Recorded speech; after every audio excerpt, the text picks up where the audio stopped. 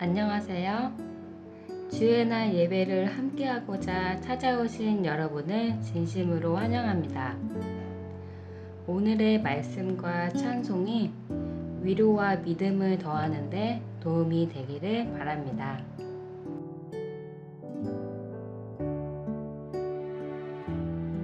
다 함께 개인 기도함으로 주의 날 예배를 준비하시겠습니다.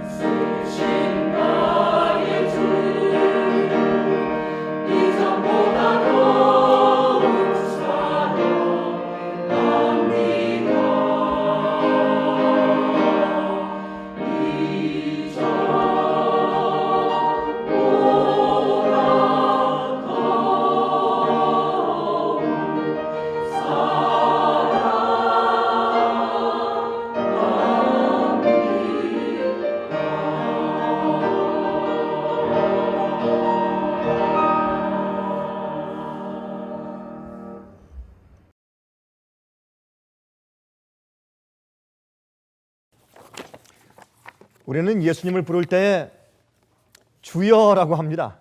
그렇죠? 주여. 주님이시여 라고 우리가 기도합니다.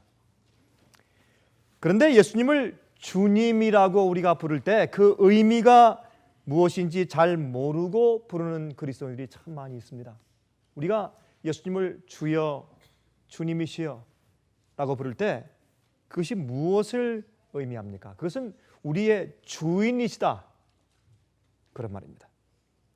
다시 말해서 나를 마음대로 부리실 수가 있는 주인이시다, 그런 뜻입니다.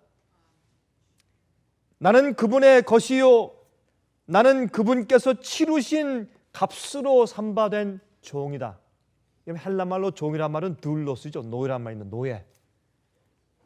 오라면 오고 가라면 가고 하라면 하고 죽으라면 죽고 살라면 살고 먹으라면 먹고, 그게 종입니다. 나는 그분께서 값으로 사신 종이기 때문에 그분의 명령대로만 살아야 하는 존재다, 그런 뜻입니다. 우리가 예수님을 주라고 부를 때 우리가 한번 생각을 좀 하면서 불러야 될 것입니다. 그냥 부르는 것이 아닙니다. 우리가 주님을 구세주로 받아들일 때에 동시에 우리는 주님을 주인으로 받는 것입니다. 우리의 왕으로 영접하는 것입니다. 죄의 종에서 의의 종으로, 육체의 종에서 순종의 종으로 바뀌어지는 것입니다. 주인이 바뀌는 것입니다.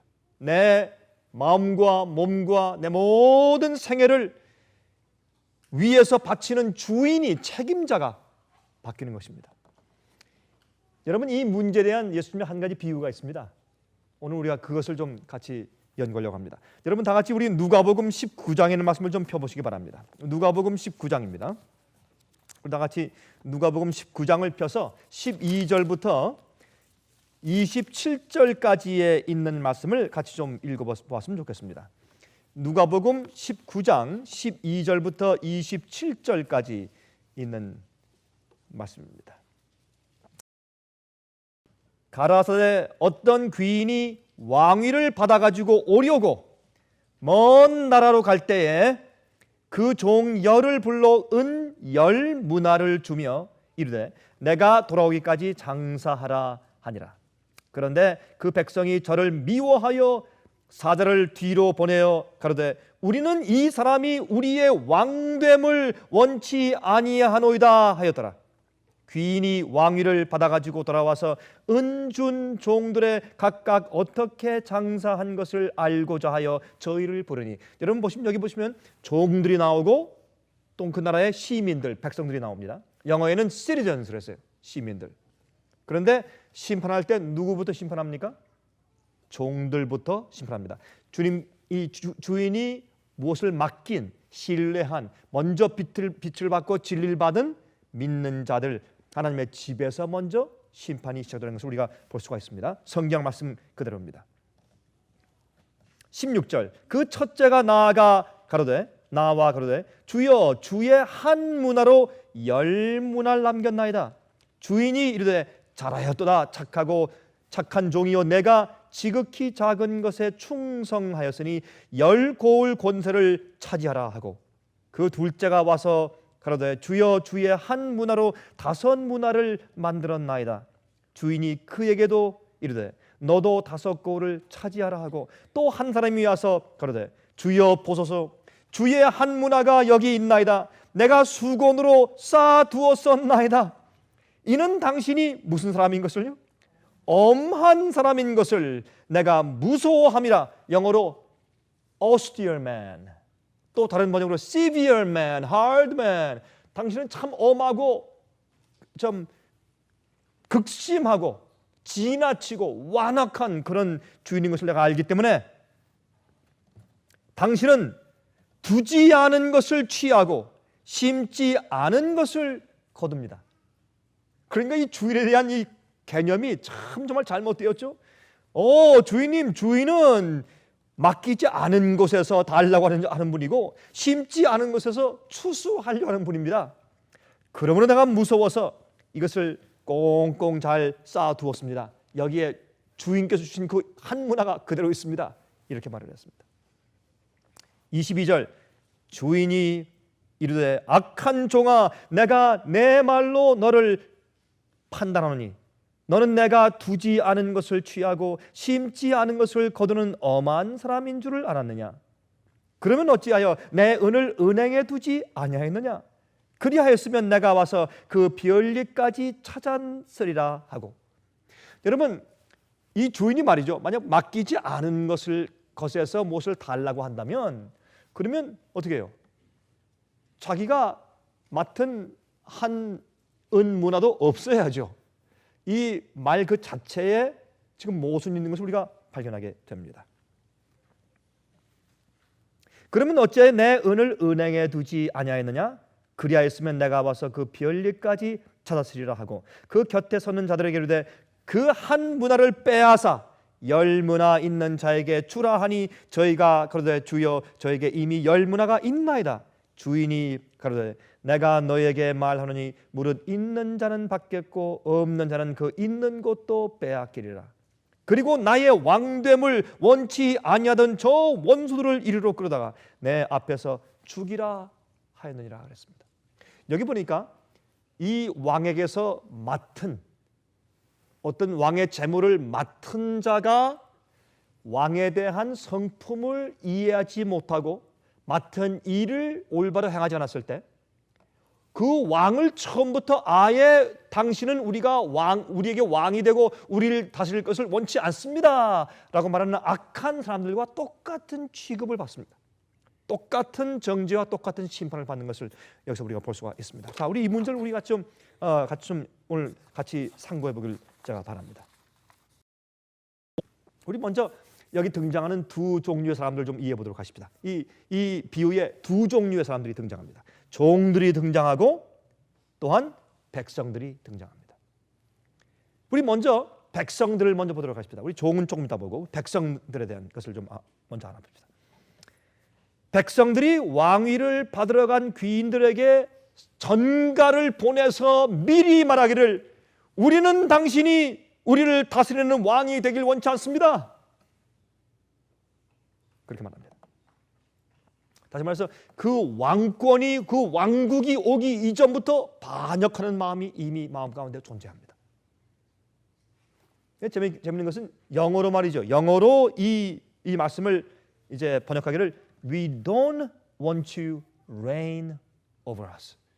당신께서 우리를 다스리기를 reign-한다는 것은 통치하는 것이죠. 당신이 우리 주인 되기를 우리 모든 것을 이래라 저래라 하길 우리가 원치 않습니다. 우리를 다스리고 우리를 주관하는 것을 컨트롤하는 것을 통치하는 것을 원치 않습니다. 우리 왕 되기를 원치 않습니다. 그렇게 말하는 것입니다. 우리를 주관하는 주인도 되기를 원치 않습니다. 그렇게 말했습니다. 다시 말해서 이래라 저래라 하시기를 원치 않습니다. 그런 자기들의 태도를 표현했습니다. 그 다음에 그 전에 말씀하기를 백성들이 저를 미워하여 뒤로 사자를 보내서 그랬어요. 백성들을 미워해서 아니 그 백성들이 저를 그 주인을 미워해서 그랬어요. 여러분 여기 예수께서 말씀하신 이 비유 가운데서 주인이 다스린다, reign over them, 그들을 통치한다, 주관한다, 컨트롤한다. 무엇을 어떻게 한다는 뜻입니까? 여러분 성경 가운데서 말이죠, 하나님께서 우리를 다스린다는 것은 한 가지 방법밖에 없어요. 아무리 찾아보세요. 성경 가운데 하나님께서 우리를 통치하시고 다스리시고 주관하신다는 말씀은 한 가지 방법밖에 없는데 그것은 성령을 주신다는 것입니다. 성령을 통해서 우리 마음을 다스리는 것입니다. 우리의 계획을 다스리시고 너희 마음을 내게 달라, 우리의 뜻을 주관하시고 우리가 하는 일들을 주관하시고 우리 마음의 생각을 주관하세요. 여러분 성경을 말씀하기를 사도 바울이 고린도후서 11장에 말씀하기를 어떻게 말씀했습니까? 우리가 우리의 모든 생각을 사로잡아 그리스도 앞에 복종시킨다 했습니다. 그리스도인 생애는 우리 인간적인 힘으로 노력해서 얻는 도덕가의 일이 아닙니다. 그리스도인 생애는 우리의 모든 마음속에 있는 생각과 우리의 뜻과 소원을 예수님께 다 송두리째 굴복하고 바치는 경험이 그리스도인 생애입니다. 주님께서 우리를 주관하시고 통치하시고 다스리는 경험을 하는 사람이 그리스도인이에요. 그러므로 성령을 주셔서 우리를 주관하는 일밖에는 다스린다는 말이 성경 가운데 없는 것입니다. 주님께서 우리를 다스리는 것, 그것이 왕이십니다. 그래서 우리가 예수님을 우리의 구세주로 모실 때 주님을 동시에 우리의 왕으로, 우리 주인으로 모시는 것입니다. 로마서 6장 12절부터 14절에 말씀했습니다. 그러므로 너희는 죄로 너희 죽을 몸에 왕노릇하지 못하게 하여 몸의 사욕을 순종치 말고 또한 너희 지체를 불의의 병기로 죄에게 드리지 말고 오직 너희 자신을 죽은 자 가운데서 다시 산 자같이 하나님께 드리며 죄가 너희를 주관치 못하리니 이는 너희가 법 아래 있지 아니하고 은혜 아래 있습니다. 여러분이 은혜 아래 있다고 하는 것은 주님께서 그저 봐주시는 것이 아닙니다. 눈을 질끔 감으신다는 뜻이 아닙니다. 은혜는 성령께서 우리 마음 가운데 오셔서 우리를 모든 진리로 인도하시고 우리의 생각과 우리의 마음과 소원을 주관하셔서 우리가 하나님을 위해서 살 수 있게 해 주시는 역사를 우리가 성경에서 은혜라고 읽는 것입니다. 간단하지만 그렇게 말씀했어요. 주님께서 매일매일 성령으로 우리를 주관토록 허용하지 않는 사람은 말이 그리스도이지만 그 사람은 그리스도인이 아니에요. 내 마음과 뜻과 내 생각을 주 앞에 늘 굴복해야 돼요. 내가 생각하고 느끼는 대로 사는 것이 아니에요. 주님의 뜻대로 굴복한 사람이 되는 것입니다. 로마서 5장 20절과 21절에 말씀하기를 율법이 가입한 것은 범죄를 더하게 하려 함이라 그러나 죄가 더한 곳에 은혜가 더욱 넘쳤나니 이는 죄가 사망 안에서 왕노릇한 것 같이 은혜도 또한 의로 말미암아 왕노릇하여 우리 주 예수 그리스도로 말미암아 영생에 이르게 하려 함이라 그랬어요. 죄가 사망 안에서 왕노릇해 왔어요. 죄가 우리를 다스려 왔어요. 그러나 어떻게 이젠 주인이 바뀌었어요. 은혜도 또한 의로 말미암아 나를 다스려요. 날 주관해요. 내 생각을 주관하고 내 감정을 주관해요. 그게 복음의 경험 아닙니까? 이 경험이 없으면 그리스도인이 될 수가 없는 것입니다. 그러므로 이게 보면 죄가 많은 곳에 은혜가 더욱 넘쳤다. 그러므로 많은 사람들이 이것을 적용하기를 그 뒤에 있는 문장은 싹 빼버리고 14절은 빼버리고 13절만 얘기해. 그러므로 우리가 죄가 많은 곳에 은혜가 많다. 난 매일 죄를 짓는다. 난 연약하다. 나는 죄인이기 때문에 죄를 짓고 죄를 먹고 산다 할 수 없다. 그러나 이렇게 죄 많은 죄를 많이 진 이 죄 많은 죄인에게 은혜가 더 크다. 당신이 죄가 많으냐? 내가 더 죄가 많다. 그러므로 내게 은혜가 더 많다. 이렇게 적용해요. 실제로 정말 그렇습니다. 그러나 성경은 그렇게 말씀하는 것이 아닙니다. 이것은 어떻게 이해되어야 하느냐면 어떤 사람들은 나는 내 아버지가 술 주정뱅이였어. 내 아버지는 사기꾼이었어. 내 어머니는 장녀였어. 이런 얘기들. 우리 할아버지와 할머니는 또 이런 연약성이 있고 난 이런 걸 타고 태어난 사람이에요. 그러나 성경이 말씀하기를 아무리 그런 죄의 연약성과 죄의 본성의 힘이 클지라도 죄가 많으면 많을지라도 죄의 결과가 크면 클수록 성령께서 역사함이 더 크잖아요. 비례적으로. 왜? 그 사람 속은 성령의 역사가 더 많아야 되니까. 이게 그런 뜻이에요. 그러므로 우리도 그런 모든 죄의 기질들과 모든 것들을 이길 수 있다. 그걸 말하는 것입니다. 그래야 우리가 올바로 이해하는 것이죠. 또 성령께서 우리 마음 가운데 역사하는 것을 겉으로 알 수가 없어요. 그러나 그 사람의 성령의 열매를 보고 알 수 있습니다. 그들의 입술의 말의 변화와 그들의 행동의 변화와 그들의 생각의 변화와 그들의 취미가 바뀌고 소원이 바뀌고 그들의 계획이 바뀌고 그들이 하는 모든 언행이 바뀌는 것입니다. 그들의 마음의 분노를 다스릴 수 있고 그들 마음속에 있는 모든 악한 생각을 다스릴 수 있고 그들 마음속에 하나님의 계명과 어기게 되는 주의 계명을 어기는 모든 잘못된 의뢰와 계획을 다스리는 그들의 성품을 보면서 이해할 수 있는 것입니다. 성령께서 우리 마음을 다스리는 것입니다. 이것이 바로 예수께서 우리 생애 가운데 주인 되시고 왕 되시는 것입니다. 그리스도의 생애는 성령을 받아 사는 생애입니다. 하나님의 영께서 마음을 다스리는 생애, 이기심과 교만과 세상의 욕심을 다스리며 하나님의 뜻과 주님의 명예를 위해 사는 생애가 주님을 아는 사람들의 생애입니다. 그래서 예수님께서 왕으로 그 사람의 마음을 다스리고 있느냐가 이슈예요. 여러분들, 주님께서 오늘 여러분 마음을 다스리고 있습니까? 그래서 주님께서 여러분의 왕이십니까? 바로 이것을 이 비유 가운데 예수께서 지금 설명하고 계신 것입니다. 여러분, 성령께서 우리를 지배하는 사람들이 되어야 합니다. 그것이 주님께서 우리 왕인 겁니다. 여기에 이 비유에서 백성들은 그 뒤로 전가를 보내서 주인은 우리에게 왕이 되어서 우리를 다스릴 것을 원치 않습니다. 우리가 당신을 미워합니다. 이 세상에서 잘못된 복음을 믿거나 아니면 자기의 생애와 마음과 자기 생각과 감정을 조합해 굴복하지 못하는 것으로 자기에게 올라오는 충동과 자기 뜻대로 살아가는 그리스도인들은 주님께서 자기의 생애 가운데 왕되기를 원치 않는 사람들이요, 악한 종들이요, 정말 예수님을 주님이라고 부를 때 정말 그것이 무슨 뜻인지 알고 주님이라고 부르는 우리 그리스도인 되시기를 간절하게 바랍니다.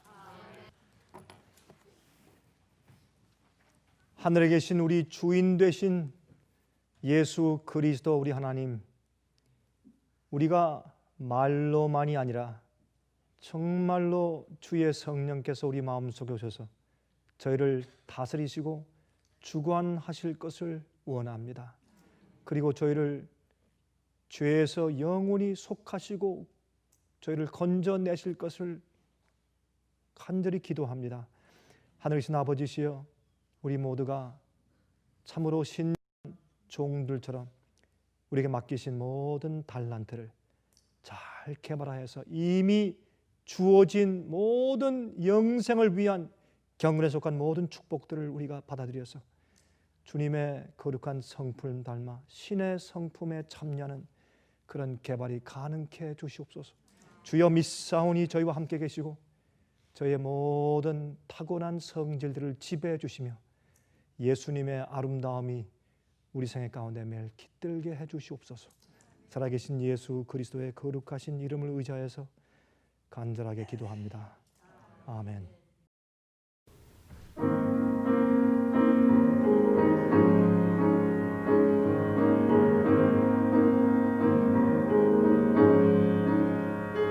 어둠 속에 내리던 내 영혼 갈 길 몰라 방황할 때에 주의 십자가 영광의 그 빛이 나를 향해 비추어 주셨네. 주홍빛보다 더 붉은 내 죄 그리스도의 완전한 사랑 주님의 은혜로 새 생명 주께 얻었네.